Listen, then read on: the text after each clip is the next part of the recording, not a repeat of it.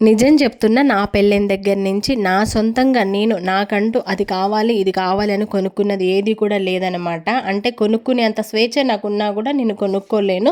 రూపాయి ఖర్చు చేయాలంటే దాన్ని 10 సార్లు ఆలోచిస్తానమాట. ఇది మనకి అవసరమైన వస్తువేనా, ఇది కొంటే దీనివల్ల మనకి ఉపయోగం ఉందా అనేది నేను ఆలోచిస్తా. అదే అలవాటు అయిపోయింది నా మైండ్ సెట్కి అయితే. అంటే నేను అడగకున్నా కూడా నాకేదైనా కావాలంటే మా ఆయన తెస్తారు కాబట్టి పర్టికులర్గా నా పర్సనల్గా నేను అది కొనాలి ఇది కొనాలనే ఆలోచన నాకు రాదనమాట. అయితే నిజం చెప్తున్నా, ఈరోజు వరకు కనీసం నెయిల్ పాలిష్ కూడా నా సొంతంగా నేను కొనుక్కున్నది ఉండదు. అది మా ఆయనతోటి వెళ్ళాలి, ఆయన కొనిస్తేనే నేను తీసుకోవాలి.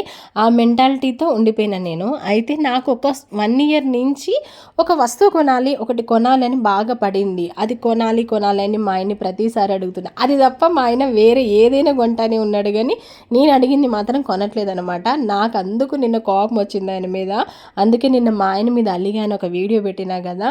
అయితే అది ఏం వస్తువు ఏంటనేది అది ఇంటికి వచ్చేదాకా నేను వీడియో పెట్టొద్దని అనుకుంటున్నా. అది వచ్చిన తర్వాత ఖచ్చితంగా అది ఏంటనేది నేను మీతో షేర్ చేసుకుంటా. నేను ఏది కొనాలి అనుకున్నా కూడా అది ఇంట్లోకి యూజ్ అయ్యేది అయితేనే కొంటా. అది మనకు అవసరం ఉంది అనుకుంటేనే కొంటా అనమాట. అది కూడా నేను అనుకున్నది కొనాలి అనుకున్నది కూడా అది యూజ్ అయ్యేది అనమాట. అది ఏంటనేది నేను అది తెచ్చిన తర్వాతే వీడియో పెడతా.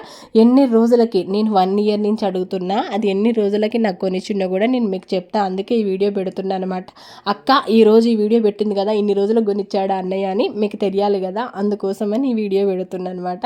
ఓకేనా, మరి ప్రతిదానికి సాటిస్ఫాక్షన్ అవసరమే, కానీ మరీ సాటిస్ఫాక్షన్ చేసుకుంటా పోతే ప్రతిదానికి ఇట్లనే ఉంటుంది అనేది నాకైతే అర్థమైంది ఫ్రెండ్స్. ఓకేనా, మరి బాయ్. మరి మీరందరు లంచ్ కంప్లీట్ అయిందా? నేనైతే వేడివేడిగా టమాటా రైస్ చేసుకొని అయితే తింటున్నాను అనమాట.